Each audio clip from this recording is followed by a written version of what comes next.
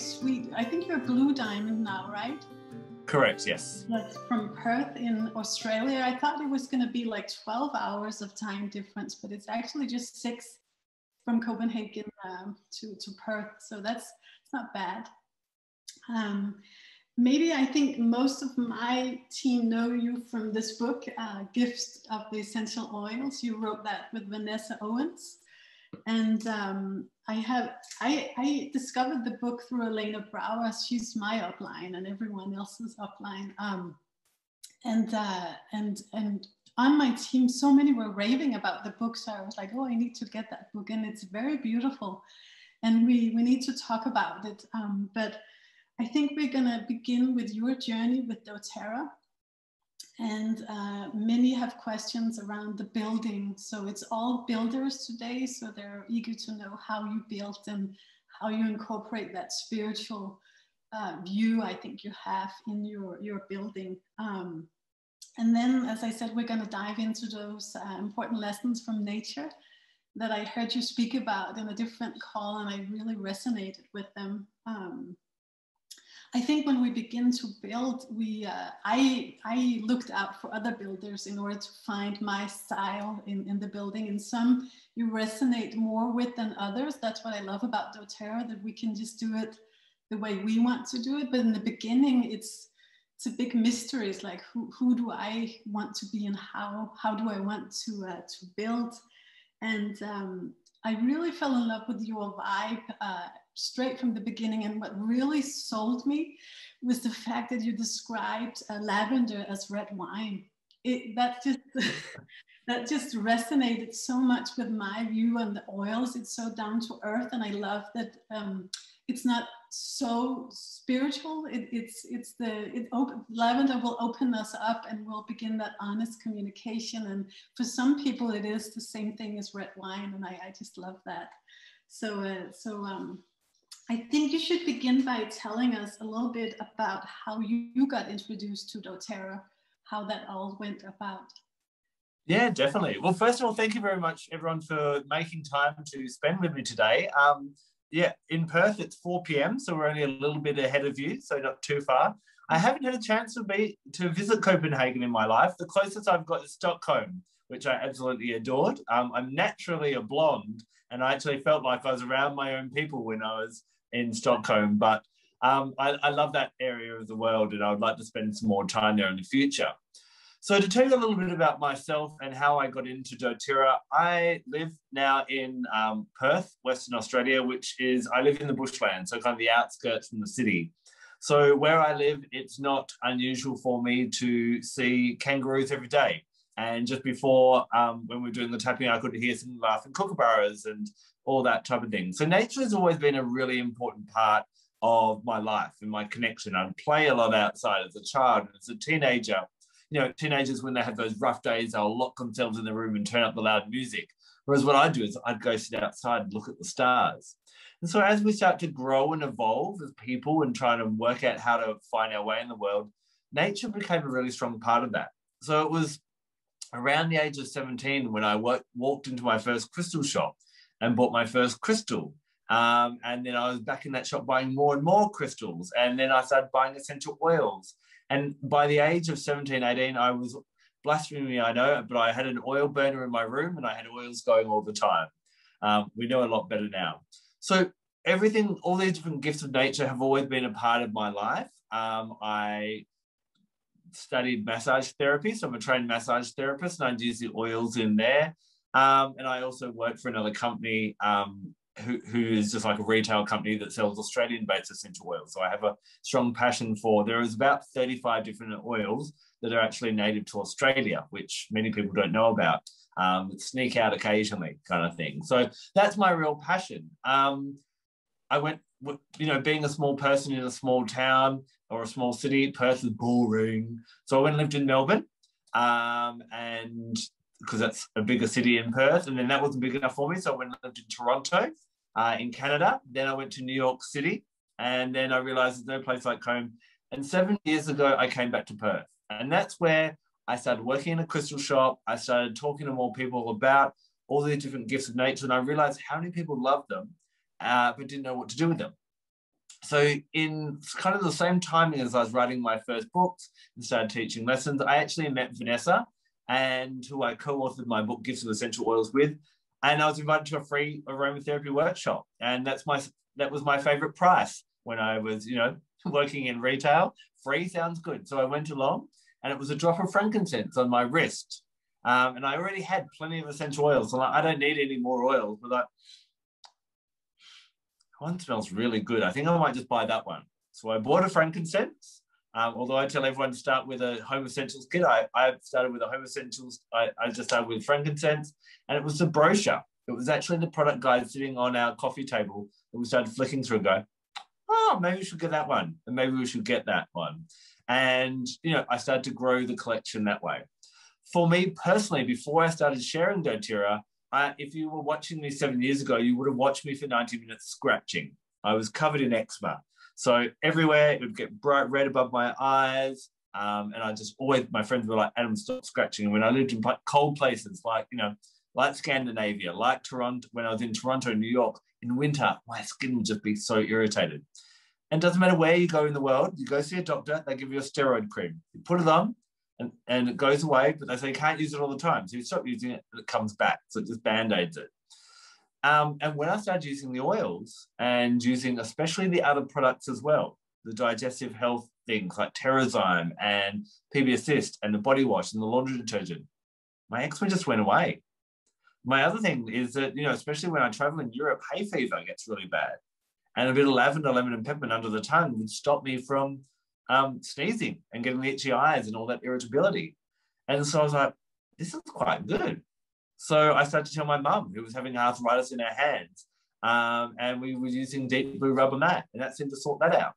My partner, who's American, had big issues when we were living in North America with depression and not getting out of bed for a week at a time. But as we started to use the oils, that started to reduce as well. And so bit for bit, I just started telling more and more people. And then as I started to fall more in love with these oils and learn more about how doTERRA sources them, it's really important to me that they source from a native country, because I think energetically that's really, really important. I started to dive into and bring in with my crystal work, working with the oils on that metaphysical level as well as just the physical as well. So for me, the sharing kind of began of just, I liked it, it worked for me, and I told a friend, and then I told a family member, just like when we go to see a good movie or we go to a good restaurant.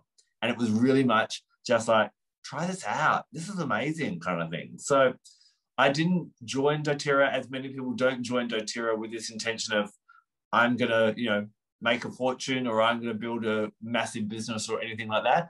It was really about a love for the oils. And it was really about just at the time going, I love these and I just want to talk to more people about them in that type of way. So that was kind of the beginning. As time started to grow, I'd get sent these certificates in the mail because I'd been telling more and more people, and it said, congratulations on Premier. And I think it wasn't until I kind of got to about silver that someone actually explained to me what I was actually doing, type of thing. So for me, I just have continued to do that. I guess a real basis of my sharing is 7 years ago when I started doTERRA, people look at me now and go, oh, I could never do what Adam did. He's got a YouTube following of 60,000 and a Facebook following of around the same, and Instagram and podcasts and all that. 7 years ago, I was a nobody. Apart from my friends, no one knew who I was. And my main thing that I feel has been my success in doTERRA, from an overall kind of view, is consistency. I see lots of people, beginning or leaders, decide to do a podcast, and they do 4 episodes and their life gets too crazy, or something happens. And yeah, I have craziness, and life happens as well, and I may disappear for a few days, but I always come back. And bit by bit, I've found over time now that I have the ability that I would not have been able to do 7 years ago, where I'm like, I'm going to mentor 10 people, who wants to enroll? And I get emails coming in with people asking to be included in that type of thing. So I really think consistency is a key part to it. I'd love to know, in the chat as well, please let me know, first of all, for my own curiosity, I'd love to know where you're tuning in from. Let me know in the chat. And I'd also love to know what rank you are as well. Because I think some of the, some of the hardest ranks, I got to silver and then got to gold. And I sat at gold for about 2 years. And I started to get, anyone who likes astrology, I have Mars right on my ascendant, which means that I am very goal orientated and I don't like coming second. So what was happening, I'm sitting there at gold, and in Australia, every month they'd send out an email of all these people that would rank advance, and my name wasn't on it. And that really started to bug me and that kind of thing. But I stuck at it. And it was actually Vanessa who, we were all going to convention, global convention, and the Australians decided that they were going to go on a river, on a cruise around Alaska afterwards, but it was diamonds and above only. And 3 months before that September, I said, Adam, I know you would like to come on this, and I know you want to be diamond. We need to book the spots now. Are you coming or not? And I'm like, book me in. But I didn't want to be this like little brother coming along, like I'm the little gold hanging out with all the diamonds. So we got our team together. I spoke to my different leaders and we did it. We actually never hit platinum. We went straight from gold to, I think I spent 2 hours as a platinum, and then went to diamond in that way. And then we sat at diamond for a couple of years. What I found at diamond, and what we often find at diamond, and if you're at diamond rank as well, that the people that take you to diamond may not necessarily be the people that take you beyond that. And when we went for blue diamond, which is about 18 months later, there only 2 of my qualifier people who helped me get to diamond helped me get to blue diamond. And that for me was hard, because we kind of formed this idea of, this is me and my leaders, and we all hold hands and we all do it together, and they're all on my front line, and it's all perfect. 2 of my qualifiers are now in, I think, my 8th line and my 5th line, and the others are actually on my front line kind of thing. And one thing we did there that you can see this on my website, which is just adambarralet.com, is we came up with an idea of first world solutions. By the time you're going for diamond and blue diamond and even presidential diamond, you've got to engage your whole community. And we made a pact that if we made blue diamond, and whenever we hit blue diamond, I would donate $700 to my favorite charity, and each of my qualifiers would also, I would give them $700 to then give to their charity as well. So what we found is you may find in your team, some people love sharing and other people are like, I don't want to bug my friends. And what we did with this First World Solutions campaign is that actually really helped us. People were like, I've got a friend who wants to join. Will that help you with your charity? So we took it away from this selling kind of point of view, which we are in a sales job, but some people have issues with that.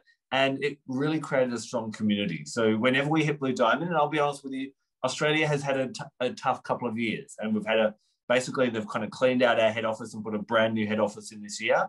With 2019 was tough just for Australia, and then COVID was COVID. So it's been tough, and I always hit diamond. That's without a doubt, but blue diamond is a struggle. So going back and dealing with that is just part of the life as well. So that's part of the growth and that type of thing as well. Let me just check the questions as well. Yeah, so everyone on this call is probably from Denmark. I'm a Scandinavian founder, so I have a very Danish team so far. Yeah. Oh, beautiful. And I'm a diamond, and I've been cruising for a year and a half, and it's exactly what you're talking about. It is taking me some time to figure out to do something different, because what helped me get to diamond is not going to help me get to blue diamond, and I'm in that process. And I think it's true for all ranks pretty much, that every rank has a certain challenge or block or whatever, and you need to kind of figure that one out before you can go to the next rank, basically. Oh, very, very true. Someone's asked me what my moon sign is Aquarius, and I'm a Gemini as well.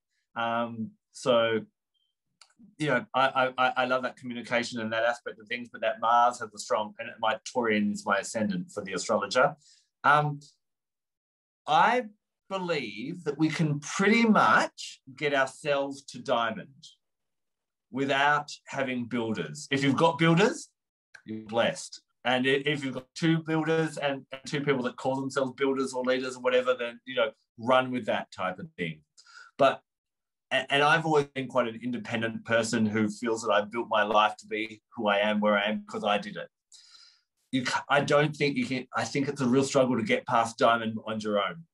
I don't think you can do it without dying in a heap or not sleeping, kind of thing.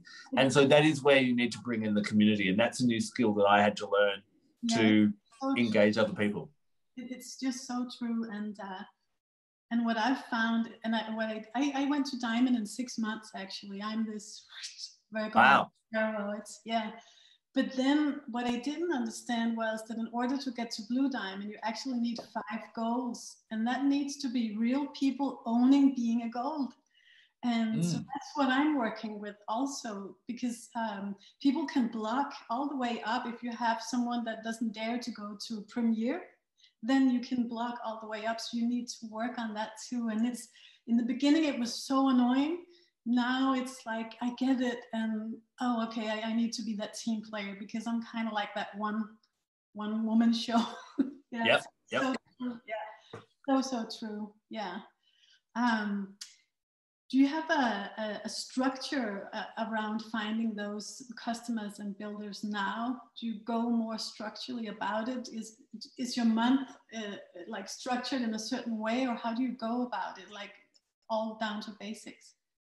Yeah, when it comes to finding builders, I'm now in the process of implementing and looking for people that want to align and come at this with a real business focus in that kind of way. So I'm actually looking at organising in the city I live in a professional kind of monthly event where I will actually, I actually stole the idea from, I used to go to other network marketing things when I was younger, because I'd always I used to run other businesses and that type of thing, and people go, oh, Adam would be great in our network marketing company. We come along to the meeting. And there's all the different ones. I never got into them because I wasn't passionate about the product. Like there's one, I can't remember what it's called, but it was about selling phone plans. Yeah. And it was about, I think it's ACG or something like that. I think that they're quite a big one.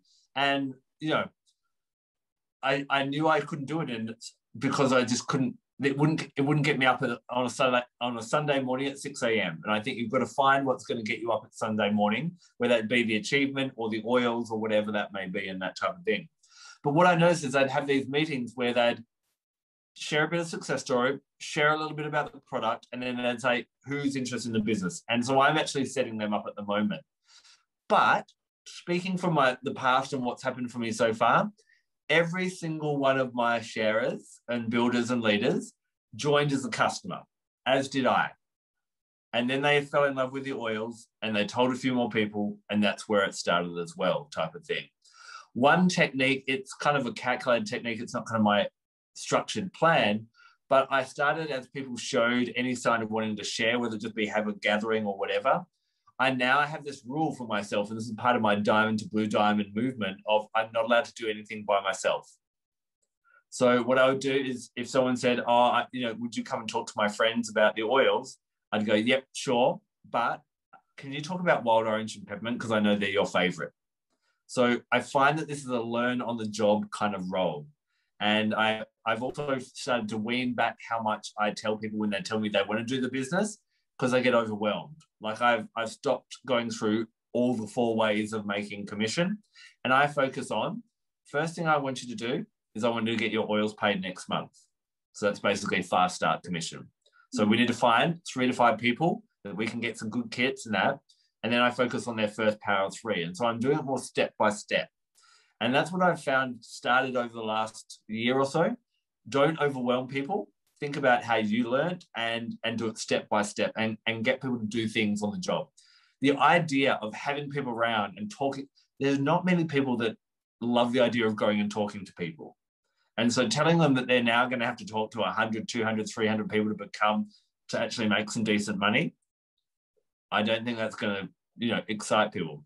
But people realize that after a while, whoops, I just kind of helped share about oils and 3 people signed up. This is easy.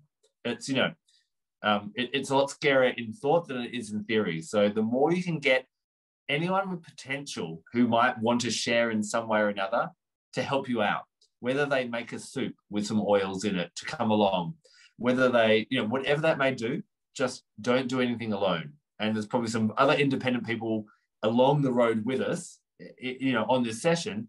And that's what I'd encourage you to do. You're not allowed to do anything alone. If you're going to do a webinar, ask someone else to come on and just talk for a couple of minutes on one oil. You can do 95%, but get them to do one thing. And you'll start to get this whole community rather than you standing on the mountain by yourself at the end. That's very good advice. How did you pivot during the lockdown? It was a challenge. A lot of, some of my, I personally used to travel a lot. I enjoyed traveling, so I teach a lot that way. And, one of my mother is, who's in her 60s, is one of my frontline leaders and helped me get to Diamond and Blue Diamond, and she's, a gold leader now herself. So her capabilities online were not easy type of thing. So it was just about, we had to pivot and do it. We had Diamond Club happening. I watched my 4 of my 5 leaders all set up for Diamond Club. They all had 6 events in the next 2 weeks. And when COVID came into Australia, I watched them just cancel. And we had to try and, okay, right, I need to show you how to do Zoom. I need to show you how to do all that. So we had to. And did we do it perfectly? No, we definitely didn't. We lost momentum, and, a lot of them didn't graduate from Diamond Club and that kind of thing, but we just did what we could do. And I think even throughout COVID, we've been very blessed in Australia. We have very few cases here because of our government's strategy. And we've been able to, be out and start teaching again and that type of thing. But at the same time, we've done a lot on Zoom, but I also think people are starting to tire of Zoom.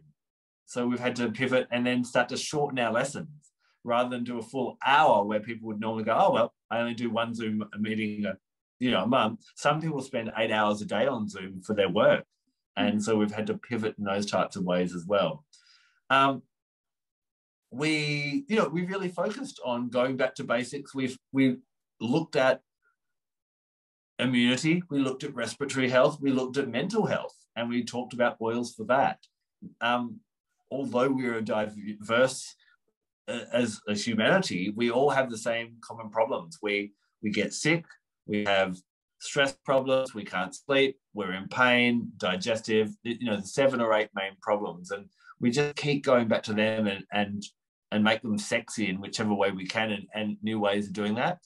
And I always encourage my leaders to talk about what they're excited about.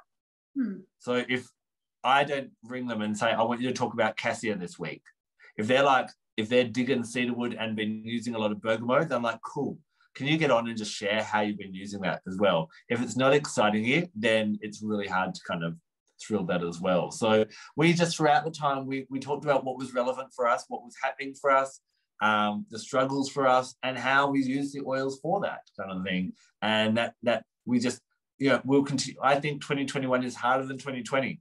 In 2020, we all knew across the world when the pandemic came, this is what's happening. We all need to stay at home, and that's it. So we kind of had that clarity. Whereas in 2021, all around the world, we're like, can we get on a plane? Oh, no, we can't get on a plane. Oh, we're in lockdown. Now we're not. And so we have no free. I'm meant to be going to Melbourne. I haven't been on a plane since COVID, and I'm meant to be flying to Melbourne in 6 weeks' time.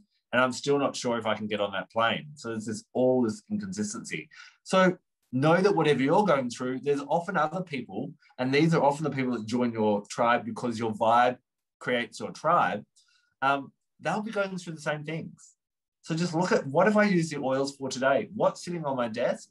And talk about that. And that's what we did to keep sharing with people, and we share with our team and then with the public as well. And that kind of helps to attract people. Makes so much sense. I had so much resistance around Zoom in the beginning of COVID, and now I love it. And now I'm connecting more easily overseas too with you and everyone else. And so it does have a lot of good sides too, but you definitely need to be able to pivot and get that you need to change when things change, Yeah. Yes. What would be your top 3 advice for a builder, a new builder or just a very seasoned builder? What would you tell them? Would it be the same Top thing? 3 things. Yeah. I think one of the things that often, and this even distresses me when I go to leaderships and I go to business trainings and that type of thing, is my personal advice is don't forget about the oils. I would actually, I have this slight arrogant kind of opinion that I love the oils better than anyone else in all of Doterra. And so, you know, I may be totally wrong, but I pride myself in getting to know these oils and loving these oils and that kind of type of thing. And I think it's really hard to build a business on something. I'm probably lucky that I'm in a relationship, and I'm probably lucky that my partner gets upset if I spend too much time working. Because if I didn't, if I was single, I'd probably just keep working because I love it that much. Mm. Now, I'm not saying that if you're single, you know, keep going with it. But you've got to find what aspect of the oils lights you up. Yeah. And for some of my builders, that's changed over time and they've fallen out of love with the oils. And I guess it's like a marriage. You've got to find, why do I love the oils now? And, you know, one of my leaders, her thing used to always be kids and babies and all that, and that's what she talk about. And that doesn't really do it for her anymore. But you may have heard of something called human design, and she's discovered this. And that's her thing now. And so we're like, okay, can you make human design blends for the team and help them work it out? And she's loving that. So throughout, you're going to, like any relationship, you're going to have ebbs and flows, but keep on working out how you love the oils. That would be my first tip. The second tip would definitely be that consistency. You know, we've all probably had jobs. I don't know if we've got anyone who's always been an entrepreneur, but we've all had jobs beforehand. Some weeks are boring and nothing really happens, and some weeks are great. It's kind of how life is. But just go through those motions. Focus on what's going to bring you. Make sure you're spending time on what's going to bring money in. I always, you know, imagine that you're on the last few dollars in your account and you need to earn more. What would make you money straight away?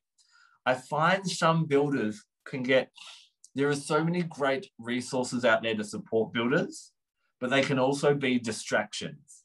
There's always a new program or a new planner or a new social media thing and all that type of thing. And they're great and they can help, but remember what got you to where you are. And that's probably what's going to help you go further with a little bit of fine tuning and pivoting along the way as well. So don't get distracted by all the hype. And, you know, I know people will really, there's so much out there. And I've found that, you know, there are things that I love, but then, you know, I know people get into their strengths and what strengths they are. Some people that really has helped them. For me, it didn't resonate with me and I've given it very no attention type of thing. So if it helps you and it helps you refine your style, use it.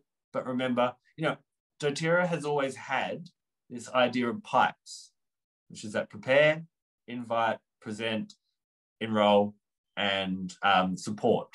And those bases still are those prime things to make sure that you're spending your time, and mainly the IPE. Are you inviting people to find out about the oils? Are you sharing about the oils? And are you actually enrolling and engaging them in different ways? And make sure that most of your time is being done in that type of thing.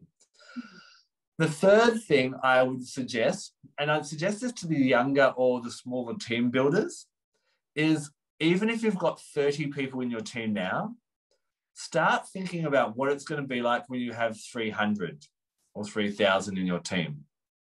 So start setting up little things to, whether it be automated or systems or Facebook groups or support, to be able to answer people's questions. One thing that I do, I will enroll, I think my best enrolling month has been 45, and I can enroll quite high. And when I do that, I am adamant that I do a personal consult with every single one of those people, especially because I don't meet most of them. A lot of them are online. And in that, I show them where to find their resources, and I show them how to get on LR. I show them how the back office works, and I help them set up their LRP. And that has been really instrumental. And I find that those kind of systems, I'm a fan of OilCamp. You may have heard of OilCamp. We use that. Those little systems, I have this regimented system that kind of, it doesn't matter how big I get, everyone gets the same treatment and they go through the same program. But it also allows me to service 45 people in 1 month at the same time as well. So I think that might have been 3 tips. I may have gone a little bit over, but those, I hope that helps to some of the group. So perfect. I would have said exactly the same thing. I totally agree.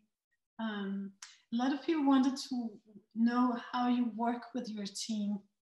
You've said a little bit about it, but just re-elaborate just a little bit, like completely practical. How do you manage your leaders, your builders, all that stuff? Yeah, definitely. So we have our main hub. I know that there is an evolution of going to Instagram and other things like that, but I do find that most people are still on Facebook. So our main hub is a private group on Facebook. Yeah. What we do for the customers is I once a week do what I call night school on a Wednesday night, and that will be an hour's topic. And I've asked all of my leaders to do one little video once a week. So again, I'm not doing all the education myself. That's quite a dynamic group that has a lot happening in it. And so that is what we use for support. And a side note I will say on that, I don't believe that this is my personal opinion and sit with it, but I don't believe anyone until they hit Diamond needs their own Facebook group. Because I think you have a group of 60 people, what tends to happen is you post every day and you get like 2 likes and no one comments. It's really disheartening. That's why I've got all my golds and my silvers and so on, all posting in my Diamond group. And you get this more dynamic group where there's posting every day and a lot more comments and that type of thing as well. Each of my golds and silvers have a Facebook group message for all of their teams. So that's how they communicate with them. But then we all have that group in that kind of way. So we do that. We have the other things we do for our team to keep them engaged. We give prizes away, which keeps them engaged. We have used an app called Team App, which is based on sporting teams, and we have kind of access to wisdom on that. And we have Oil Camp, which we start everyone off with as well, type of thing.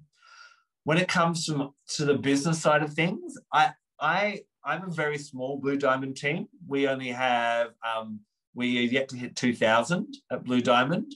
So I have a very lean kind of building team and leader group as well.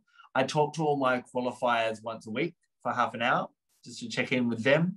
And we have a group chat where we just kind of communicate about anything that needs to be communicated quickly in that kind of way. So those are the main things that we do. We don't have anything really elaborate, really complex and that type of thing. It's, yeah, we keep it fun.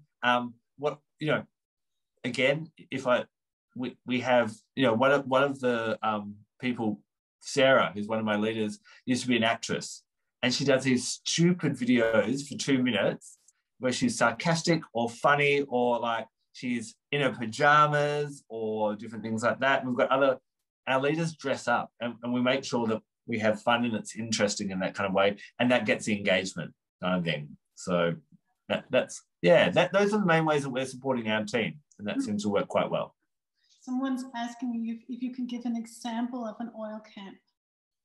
Yeah, so Oil Camp is something, it's something that an American team developed, and you can actually purchase it. Basically what Oil Camp is it goes for 2 weeks. It's based on the top 10 oils, so the Home Essentials kit oils. And each day what happens is there's 4 posts, and the posts will be, one post might be me talking about tea tree. Then we might have another thing about talking about tea tree being sourced. Then we might have a DIY for tea tree, like you could make your own bench cleaner, and we encourage people to try that. And then we have a daily challenge. So we might go, today, do this with tea tree. And basically people comment underneath as they watch each one. So everyone, when they enroll, they do that. They comment under each one. We tally them up. I have a PA that tallies that up at the end. And then we send out prizes to everyone who participates. For me, I find if someone does Oil Camp, they fully get Doterra and the oils, because we talked to them about co-impact sourcing. On the last day, we show the vetiver video and the pink pepper video, and we all know what that does to people. We talk about the benefits of LRP. There's a link for them if they haven't booked in their personal consult to book that in straight away. So that's a kind of a systematic thing. And our leaders are in there, and we have this I guess philosophy that no comment gets left unanswered. So someone might go, "Oh, that was really interesting about Tea Tree," and we just comment something underneath. So we're building that sense of community. So this is their induction into welcome to Doterra, welcome to all the leaders, welcome to some other people who are learning about the oils just like you are. And then, in you come to our big family, but at least you've gone through that kind of induction with a group and you've got to know everyone as well. So oil camp's a really great thing. It was a great investment. You can buy the package with all the scripting and they've got videos, and then we refilm the videos to personalize it ourselves type of thing. So I love oil camp. Makes sense. What blocks or challenges are you going through right now? You've been talking a little bit about it, but maybe you can elaborate. So going to, I guess, keeping your blue diamond solid and then going for the presidential, I guess that's where you're at the moment. Yeah. The challenges at the moment, I guess, overall is engagement. It's overall keeping people excited about the oils. We've had in Australia, there have been some challenges with some stuff ups with promotions. We have big issues with a lot of that, like we don't have cleaner concentrate, we don't have toothpaste, and we don't have laundry detergent at the moment. We went 4 months without LLV. Different things like that have been hard type of thing. And I always say you can go without lavender because you can just use bergamot or petitgrain, but you can't do your laundry with another product kind of thing. So that has been a real challenge for us. On Guard went out of stock for us for 6 weeks at the start of COVID. We sold 3 months worth of stock in 5 days. But then what we did is the leaders, I said, okay, can everyone send me create your own On Guard blends using oils? And we just did graphics of Amanda's and Sarah's and Adam's own On Guard. So we pivoted in that way. I think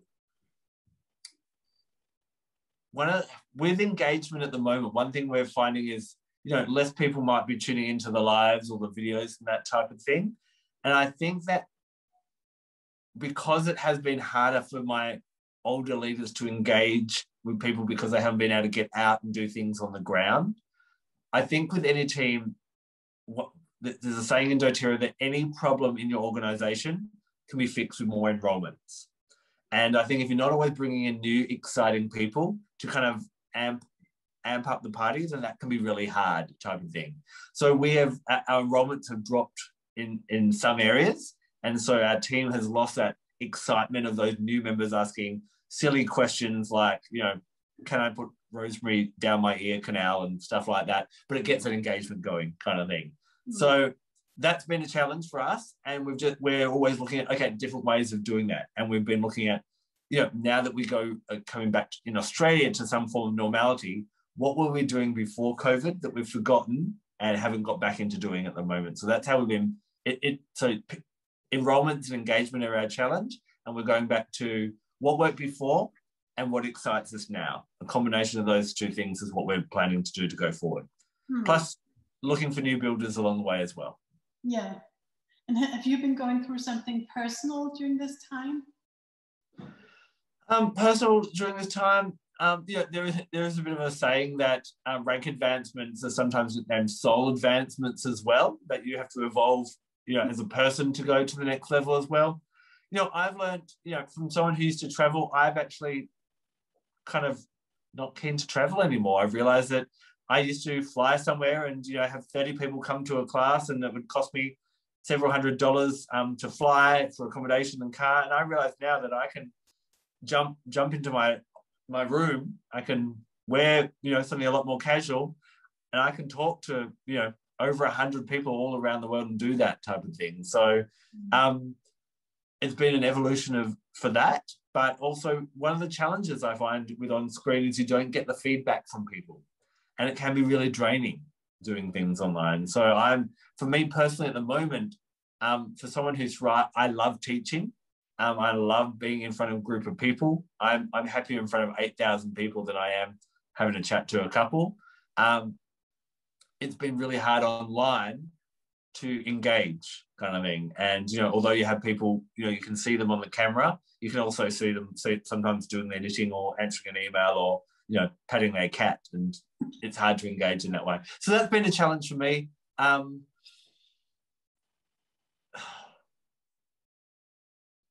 That would probably be the main one, I think, which has been hard, is being able to shine brightly when you don't have that being mirrored back to you. It is hard for me. Yeah, I can totally relate. I feel like I say that all the time. I did a lot of travel in Denmark, becoming a diamond, and for a year and maybe a year and a half, I would be on the road, and I loved it. But when COVID came, I kind of noticed that I kind of loved having that break and having yoga pants on, just because I could do that on Zoom. And yeah, so it's funny. Every step of the way has some downfalls and something that's really cool. And I guess the point is to just go for what's really cool and kind of boost that a little bit.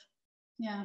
Oh, very much so. And one of the things that we will talk about in a little while when I talk about balance is, I guess it's for people, it's about how do you get this balance which between that travel, where we're not exhausting ourselves too much, and the online, and work with the benefits of both. And so my business, your business, and everyone's business will evolve, but it's always looking back at, okay, what works, what's not working, and keep that in mind. And that's how you'll get stronger and evolve. And then I think sometimes just one day, there's a golden day and you're like, right, we're ready to move. We're ready to rank advance. And so it all falls into place. And yeah, so true. Yeah. Is there something you would have liked to have known before you began building? Is there something I would have liked to have known?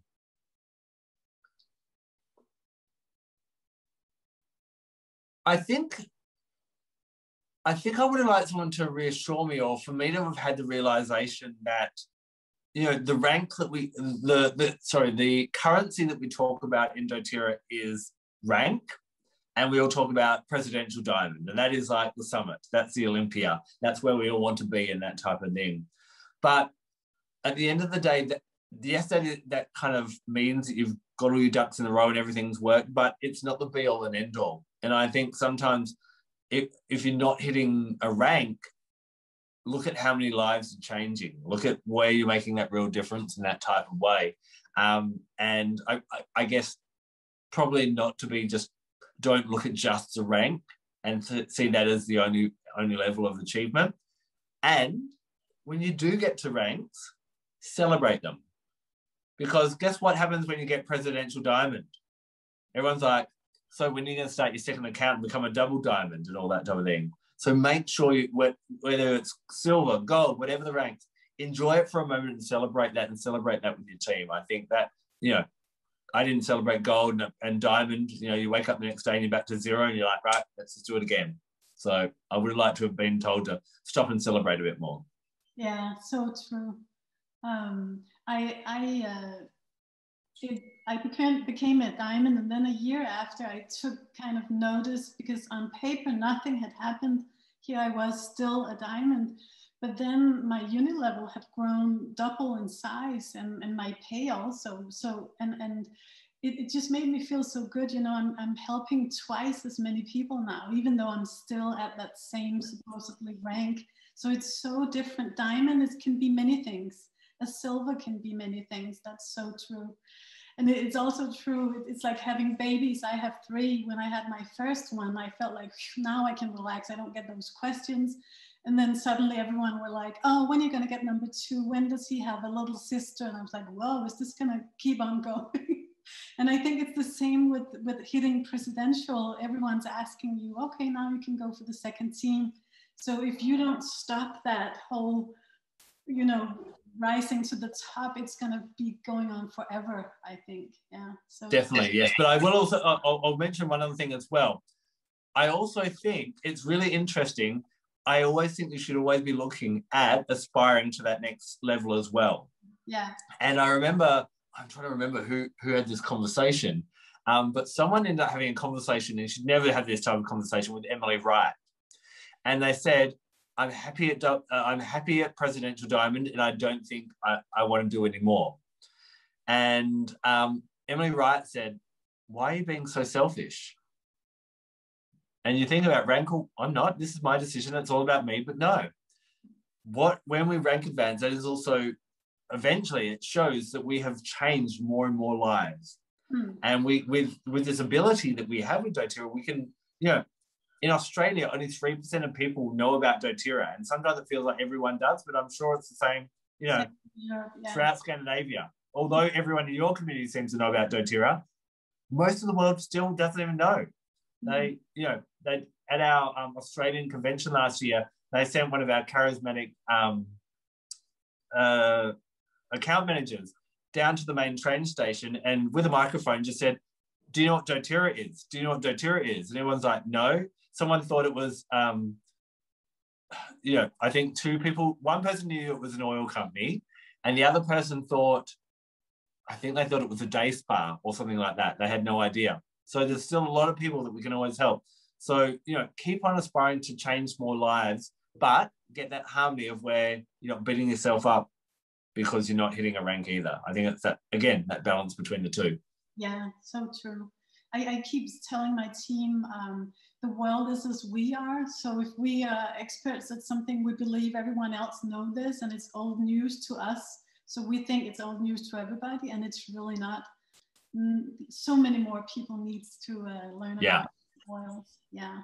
So let's pivot to the whole lessons from nature.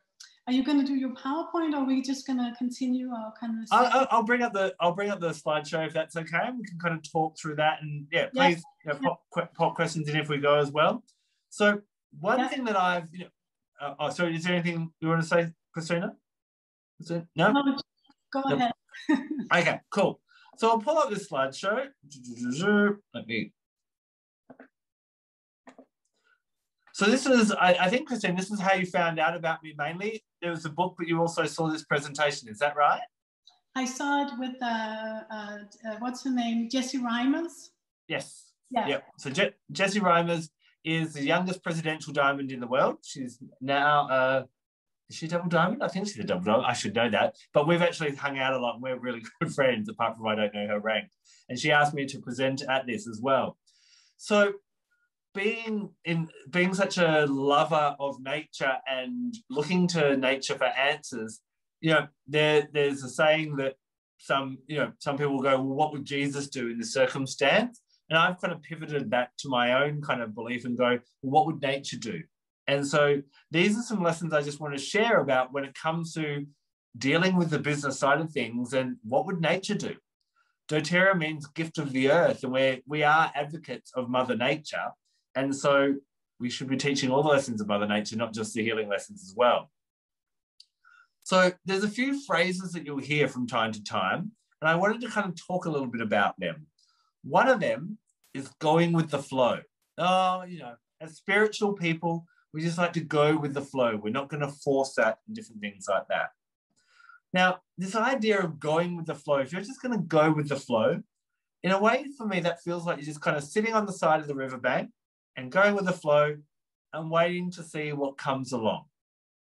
And it's the same as if you laid in bed each day and just waited to see what happened. I wonder if I lay in bed all day, I wonder if $1 million will drop into my account today. I wonder if the perfect partner will knock on the door and that type of thing. And I think that's kind of when people go with the flow, that's not exactly what they're talking about. What we want to look at is we want to distinguish between the idea of being reactive and just seeing what happens and proactive, being in control as well. Now, this is a phrase that was given to me when I did some personal development about 20 years ago. And it's this idea of responsibility. And, in English, responsibility, I find in many countries has this bad connotation. As children, we're like, who's responsible for eating the last cookie? You don't want to be responsible. But I really like how they tackle responsibility in this phrase, and I'll read it out to you. Responsibility starts with saying that you are the cause in the matter. Responsibility is not burden, fault, praise, blame, credit, shame, or guilt. In responsibility, there is no evaluation of good or bad, right or wrong. There's simply what is so, and that's your stand. Being responsible starts with the willingness to deal with the situation from the point of view that you are the generator of what you do. And I think as a builder, that's really important.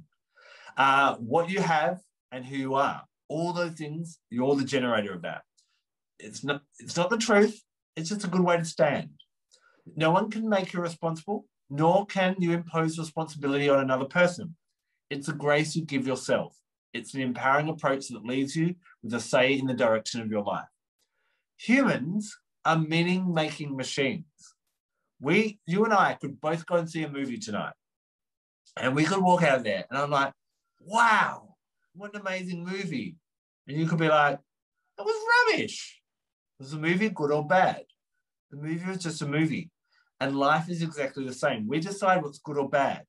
And we can decide whether life is happening to us or whether we're creating life. And that's what this responsibility is about.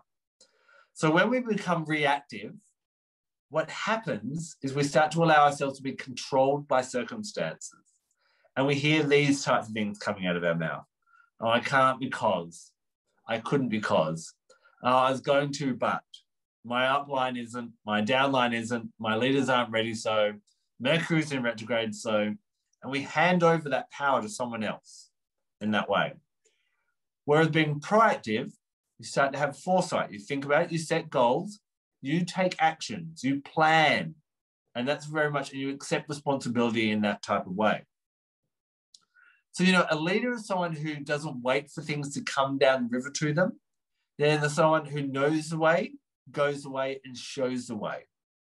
And so it's about being a manifester of your life. I'm listening to the moment to an ebook by an English, there's an English comedian and intellectual called Stephen Fry reading it. It's called Mythos, and it's going through all the Greek and the Roman myths. And I love how much they, what was my point with that? I got all excited about Mythos. No, it's totally escaped me. Oh, I love how each of these myths show us about how we create our own destiny and that we can make faults, but we can change things in that type of way as well. When we look at this idea of water and, going with the flow, what we want to do is we want to get this balance with going with the flow, but also being in power. So when we look at how water flows, like a river flows to the ocean, it finds easy ways of doing things that are in flow and not a struggle. It follows its own path. And when it's faced with an obstacle, what does water do? It flows around it, it's very flexible, and it always has this vision of, I'm going downstream. What water doesn't do is it doesn't force things. It goes around things a lot of the time. Forcing people who don't want to journey with you down the river is not going with the flow. That's where you need to look at, okay, I need to adapt, I need to change in that way. And rushing, I spoke about this before, you don't want to rush to get to the ocean without enjoying the ride as well. So try and be a bit more like water and enjoy that ride and flow and go with the flow. Now, oils that I love that really help us to go with the flow, cypress. The gift of cypress is flow.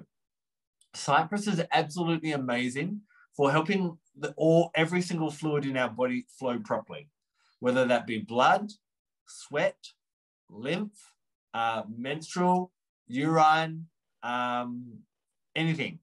If you've got an overflow or an underflow somewhere, cypress really helps to even that out. It also helps with tears and relief of tears. It also helps release emotional habits. So if you're feeling stagnant or stuck or you're butting out things, there's a need to flow a little bit more as well. And it also helps you see where there are opportunities in that way. Now, dill is an oil that doTERRA brings out occasionally. And I have a rule with limited time oils. Get them, and then we'll work out why you need them afterwards.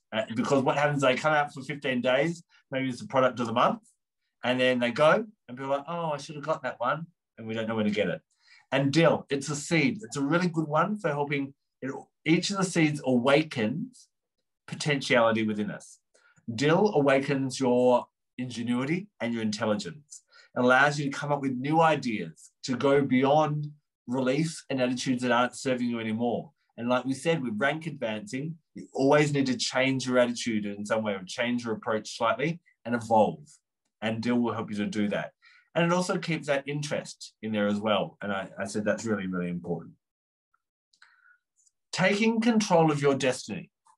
There is not a single animal on this planet that just sits there and waits for things to come to it. It is the maker of its own destiny. Now, I want you to think for a second about all these animals. All these animals that you can see here are prey animals. So they live their whole lives, again, not being proactive, but under threat. They're reactive. Their whole life is controlled by other circumstances. Whereas here, you have your prey animals. What we have is we have this option of being prey or the hunter or the hunted. There are so many different things that are catching our attention and making us come out of focus. I want to go back for a second. I want you to look at the eyes on each of these animals. You'll notice that prey animals, they have their eyes out to the side. It allows them to see further. It allows them to watch because they can't always do what they want to do because they're under threat. The hunters, their eyes all focus forward because they focus on what they want and they need to be able to zone in and judge that as well. So sometimes we allow our eyes to almost drift out and we worry about the weather, we worry about Facebook, we worry about, children in the family, or all these different things distract us in different ways. And this is something I learned at the zoo. Eyes in the front like to hunt, eyes to the side likes to hide. Now, as humans, we do have our eyes to the front, but I'm not talking about what we are physiologically. I'm talking about what you are, I guess, metaphorically. In your business, are you worrying about everything else and getting distracted all the time? Or are you focusing in different ways? And these are my blends that I created for the hunters. And I think we're recording this so people can come back and grab these blends later in that type of way. But bringing these oils in allows you to bring in this energy. And you may go, okay, well, I really love lions. So I'm going to be a bit more like a lion in my business and really focus on different things in that way. So try not to allow yourself become the creator and the manifester of your destiny. And one of the things I was going to say before I realized where I was going with the gods is I also really like the Egyptian gods. And there's a goddess called Isis. And Isis, one of the sayings that's associated with her is, I'm going to rearrange the universe to make that happen. We have the ability to take responsibility to focus on what we want and to make that happen. Some people I find with their businesses is they're waiting for something to come downstream, or they're worrying about everything else and they don't have their eye on the prize. Ease and grace. This term got bandied around so much in Australia for a few years, and I'm like, we need to look at what ease and grace actually is. Some people see, you may follow some other leaders on social media, and you'll see them, they're sitting on their boats and they've got these beautiful houses and they're getting their hair done and life looks that easy, and it's just all happening easily and graceful. Now, I'm going to tell you that I know all the leaders in Australia and I know many around the world as well, and none of them sat on their boat or got their hair done and became a diamond or a blue diamond or a presidential diamond. They all worked their little tushes off. They were all up till midnight. They all did that at some point in time. And so ease and grace is, again, doing what you're called to do and doing it with passion. It's not about struggle. See, a plant does not struggle to grow, but it devotes all its energy to fulfill its destiny. And so that's, with that magician kind of energy, and this is from the tarot, which I love to work with, the wise, the knowing, the masters, they understand themselves and the flow and the cycle of the universe, and they work with it rather than pushing it along with them. And I guess that's what I really wanted to kind of portray is, with going with the flow, with ease and grace, it's about not forcing things that don't work. You can't drag people. You can't make people into leaders. They've got to want to do it themselves. And you've got to look for those opportunities, and that's where the ease and grace comes in. This is where Spike Night is really great. Spike Night is about honoring yourself, knowing yourself. When I first smelt spikenard, it came out a few years ago at the convention in the United States, and I was there. And I got that bottle and I opened it up. I smelt it, and I'd never smelt spikenard before. And the first thing that came to my mind was just namaste. And why am I thinking namaste? The namaste has many different English translations, and the one that really resonates with me is the light within me, or it's the light within you. And what I found with spikenard is it really helps us. It's actually referred to in the Bible as nard, and Mary Magdalene anointed Jesus' feet with it before he was crucified.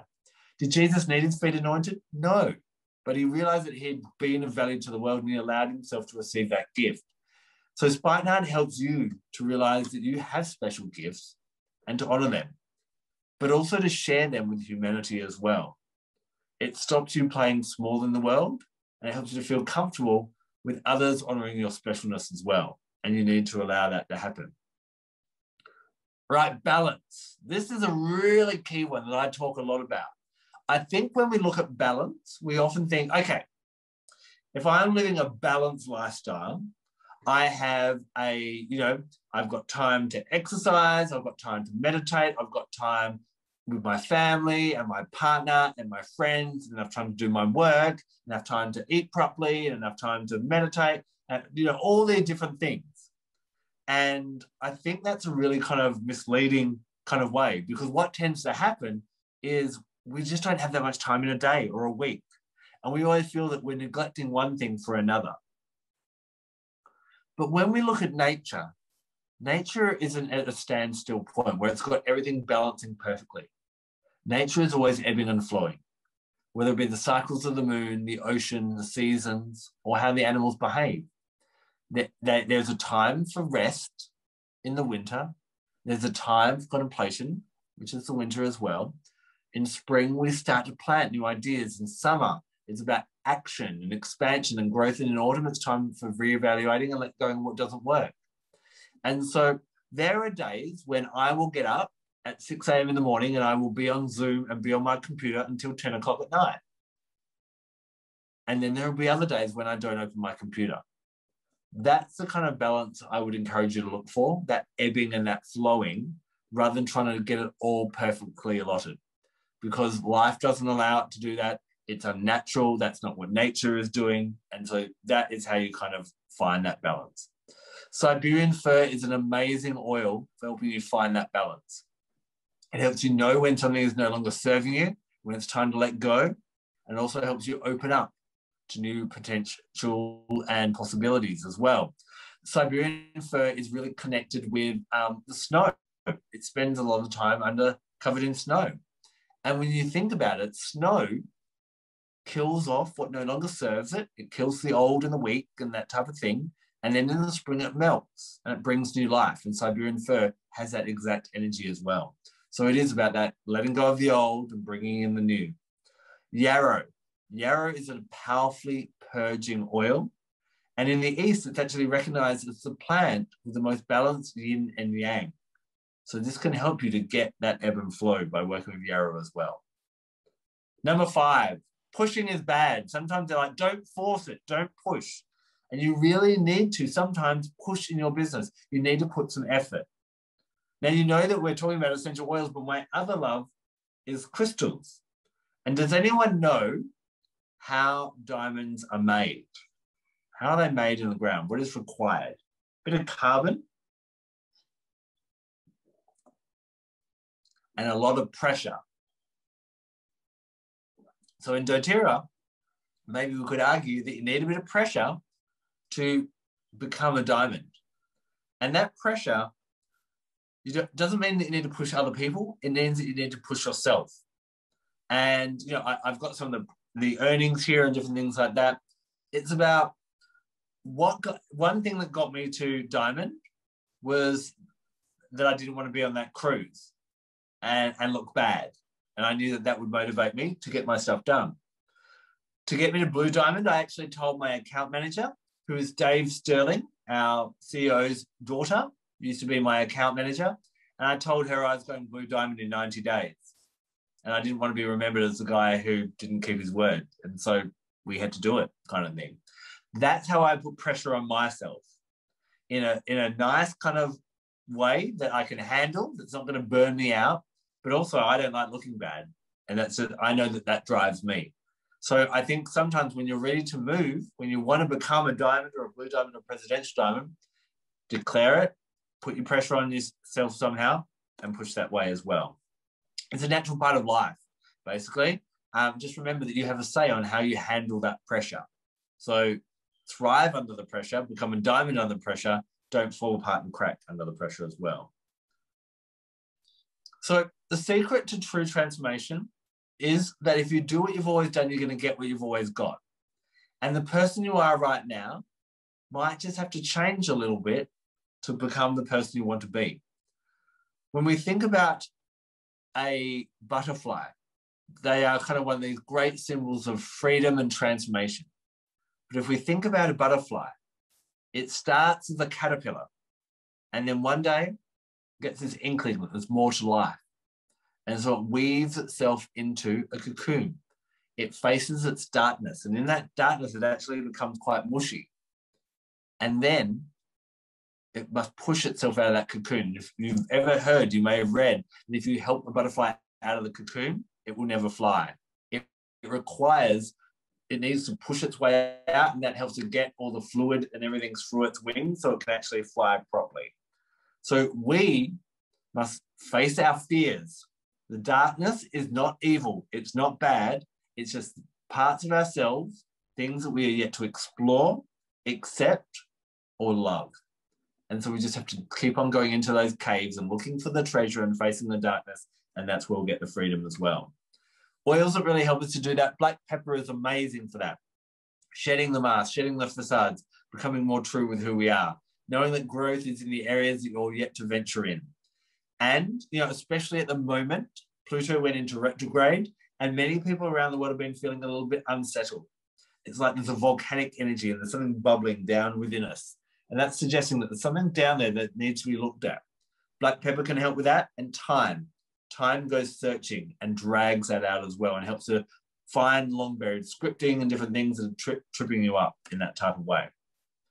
So I guess, and this is how I ended this presentation. Now is the time to stop letting life run you, to become a bit more proactive and take control of life, to take responsibility, to be the maker of your own destiny for your journey, and just to push yourself, to be something beyond what you are now, to connect, to expand, and to soar. You need to do that. And if you're not going to start doing it now, when are you going to do it? Because, we often go, I'll do it after this finishes. I'll do it next week. I'll do it in after I do this or after I do that. But I don't know if you've noticed, but next week is always quieter than this week until next week comes. And then there's another drama or another family need or something else like that as well. So I hope that's been a little bit insightful and evoked a few ideas in you. And I'm more than happy to, answer any questions whatsoever on that as I was going through that as well. I loved it, and I loved it the second time too. Oh, thank you. Very rich, and it's something you really need to kind of meditate on. Each myth, and especially on our team, it's a very female-oriented team. I'm the queen of the low fence and grace and ease. But what people don't know about me is that I act a lot. So I'm that Instagram person that, it looks all Virgo sorted and all that stuff, but I do work and I do push, and that's how I delivered my babies too. And when I have a book that's out, I push, and it's such an important part of the creation, I find. So it's so good that you're speaking into that. Yeah. People seems inspired, so that's good. If you have questions, you can ask them. We still have like 15 minutes with Adam. Is there something we should know about your book? One thing that I love about the book is that it takes, it's sorting out the oils according to the elements. That's cool. Yeah. So with the book, so the book is, there are some great books out there that tell you what oils are great for, physical things. But Vanessa and I wanted to create something that really went in a nice, deep, poetic way into understanding the oils in a deeper way. What I've noticed when it came to understanding the oils is when you understand the plant, you understand the oil. That you get this, it's like when we read an autobiography of someone's life or see a movie on someone's life, we're like, oh, now I understand why they made those decisions or why they were like that. The same. Is the plant a big plant? Is it a small plant? Is it deciduous? What color fruit? And all those different things. And one core lesson that I've learned, and this is how we actually laid the book out rather than just going A to Z, is we divided it into 5 groups. And we based it on what are known as the magical elements. So 4 of them are pretty well known: fire, air, earth, and water. And, for our astrologers, we all know we're either a fire sign, air, earth, or water sign. So we didn't ask all the plants and trees that give us oils when their birthday was. We looked at where the oil is gifted from. So very, very briefly, and maybe, we might be able to get Vanessa on one day and we can go through this in a really thorough way. We've got a 90-minute class that we love teaching. We've been teaching all around the world online over the last few months about it. But, the earth element. Earth is about groundedness, stability, resilience, protection. And sometimes we need that to just honker in and find our inner strength. And we found any oil that comes from the wood, the root, or the bark is very much on that. So when you look at, think about cedarwood, arbor vitae, sandalwood, very empowering, very good for, standing in our own. The roots, vetiver, spikenard, all very empowering. Ginger, very empowering. The barks in cassia, in cinnamon, about boundaries and making sure that our armor isn't too thick or too thin and having that just right in that right amount of warmth. We then go to water. The plant part that is associated with water is the flower. Think about water is associated with the romance, the love, the feelings. When we go and have a shower after a rough day, what's the impact of that? We feel better. So the flowers help us, and the action of a flower, remember, is to open, is to flourish. And so the flowers, all the flower oils actually help us to open up to our emotions, to open up to love. Now, sometimes, because of things happening in life, we close down. We close down our flower. We close down our heart to protect ourselves. But we're not only protecting ourselves, but we're also guarding ourselves and preventing ourselves from experiencing the full journey of life and the full ups and downs and experience now. So each of the flower oils will help us in that way. We then come to the element of air. So our Geminis, our Aquarians, our Librans, they're more mental. When we can't think clearly, what do? We go outside to get fresh air. It's to do with the mind. And any oil that is gifted from a leaf really works well with the mind, we found.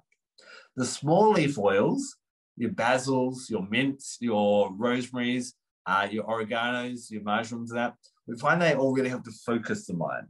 So if your mind's a bit scattered, the monkey mind's taking over, grab them. But if you need to open the mind up, that's when you go for the big trees, the eucalypts, the cypresses, the firs, the spruces, and so on. Then you've got the fruits. These are associated with the element of fire. So fire is very much about not just destruction and letting go, but new life and new creation and transformation. So you've got your citruses and you've got your pink pepper and your litsea. They all help to bring change. They work really well with the chakra system as well. Then you've got 2 fruits that don't take us towards the light and in illumination that way. They take us another way. That's juniper berry and black pepper. Oils of the darkness, they take us into the cave. They take us into the fear.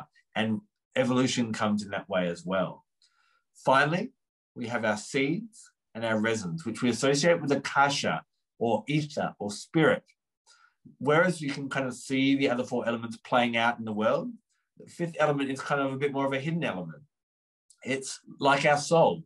We know that there's something that kind of observes how we feel and what we think and how our body is feeling and that type of thing, but we can't pinpoint where exactly it is.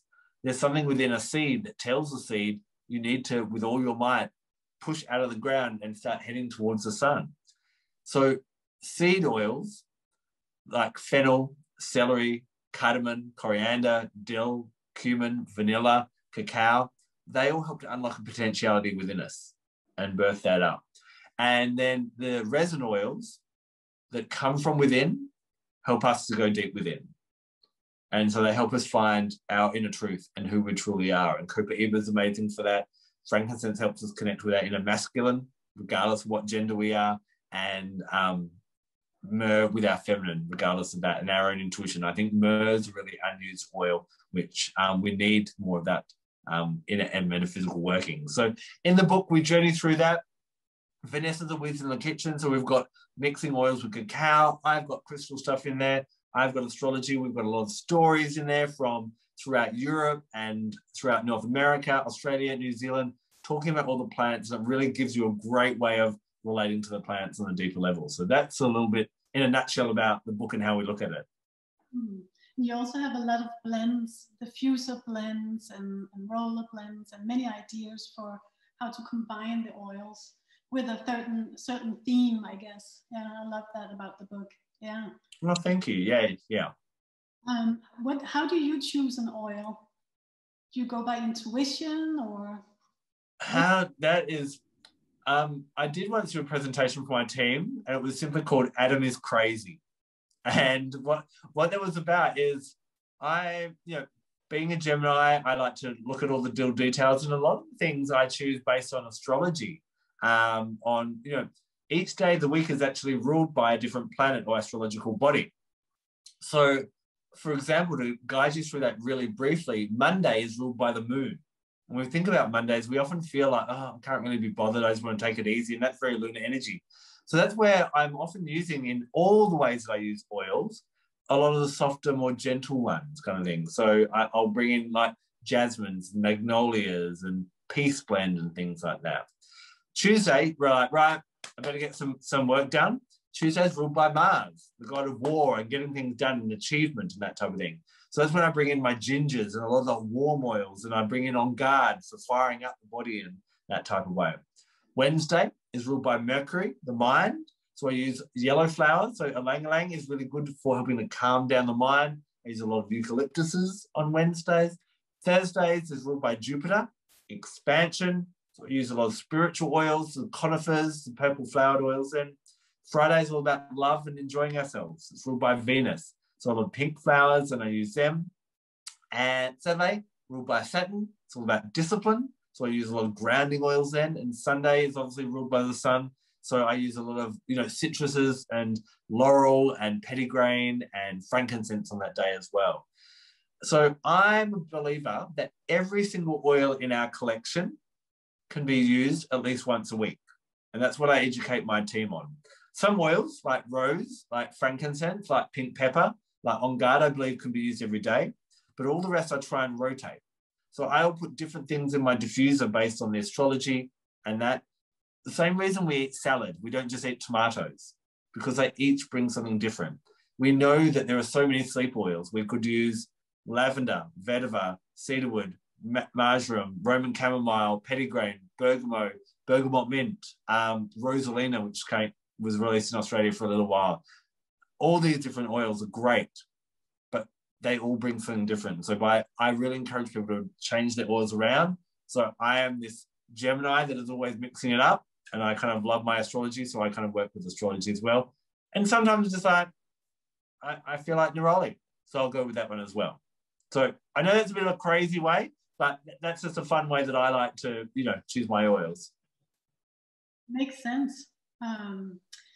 What's your human design? Because what is my human design? I've got to remember, I am I'm pretty sure, I am. I'm a manifester. I was just trying to remember the human design hasn't totally caught me yet. One of my leaders loves it, and so I know a little bit about it, but I'm a manifester. Okay. I want to listen to this many times. There is so much stuff that I need to take notes on and reteach to my team. I always end my interviews with 10 fast questions. You can answer with one word, or you can elaborate. I have a feeling you may want to elaborate a little bit. Let's see. Here we go. Sounds good. I'm ready for them. Yeah. So the first word is crystals. Also, I just respond to them, do I? Yeah. Crystals. Crystals are a gift of nature that require a bit more subtle energy and a bit more patience than essential oils. Abundance.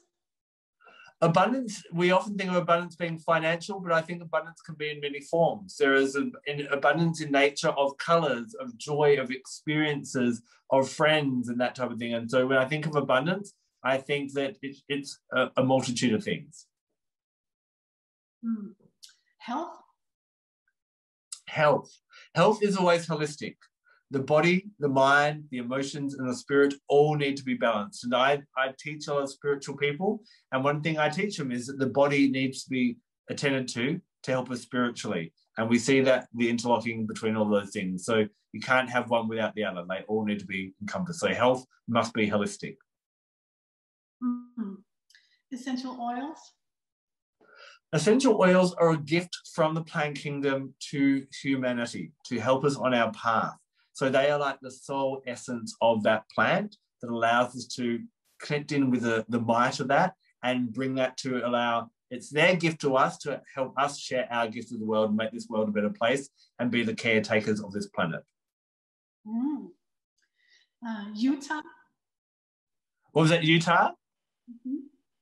Yeah. Utah, a really unique place and such a beautifully, immaculately kept place kind of thing as well. And I just love, I miss not going to the Global Convention in September. And if you haven't had a chance to do that, as soon as we can all get back on planes, Utah is an amazing place to visit. And there's nothing like Global Convention. Go there.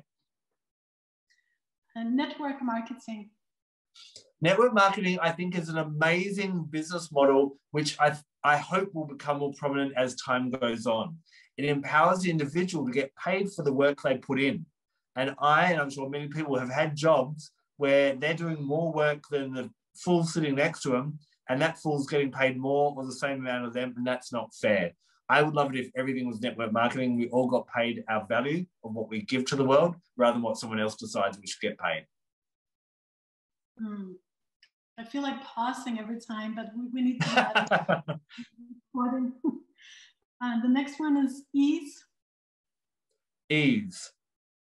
I think ease is, hopefully I kind of shed some light onto that as I was talking today. I think ease is that balance of, things are easy when we listen to ourselves and when we listen to what the universe is showing us and act in that way. Ease is definitely not just sitting on your bum doing nothing. Presidential diamond. Presidential diamond. It shows that you have manifested, created, and influenced a community for the better. And Doterra is acknowledging the massive amount of lives you've changed in doing so. And then the final one, Doterra. Doterra. For me, I never thought that I would align with a company. Brands are not my type of thing, but I love everything about Doterra, and we're called advocates, and I am such an advocate. Doterra means gift of the earth, and I truly believe that they have found one of the most potent gifts of the earth in the essential oils and bring them to us in a really powerful way. That is empowering of the plant, is empowering of those that share, empowering of those that use, and empowering of those that farm it as well. So Doterra empowers people all around the world and truly makes this world a better place by reminding us of the magic of nature. Love it. I feel like, how could you just whip those up without writing something before? That was pretty genius. Yeah. Thank you. And I think we're going to let you go. And I love your blouse too. I needed to finish up with that. I feel like you're really walking the talk in many ways. The love for the oils, for nature, it all shines through. And I'm sure that's just the only reason for your success, that people feel that. They feel the whole vibe and the tribe and the excitement. I think that's so important. And you spoke a lot about that today. Yeah. Yeah, and thank you. So that's really nice to hear, to have that confirmation, and we're all going to do it in different ways, kind of thing. And I think if each person just finds what lights them up, there are a lot of guys that probably wouldn't be able to pull this jumper off, and I can get away with it, kind of thing. So you don't all need to buy these kind of jumpers if this is not your jam, but you'll attract a different group of people. If we're all the same, we'd all be fighting for the same community, but there's lots of communities out there that all need us. So thank you so much. I really appreciate that. And if I can help out anyone, you know, I'm a typical Gemini. I'm on YouTube, I'm on Facebook, I'm on Instagram. I have my newsletter and that, and I'm constantly giving out, you know, more information than I can about the oil. So if I can help anyone in any way by, you know, following me in that way, then, you know, please jump in and follow me and like me and help me out in whatever way I can help you out, kind of thing.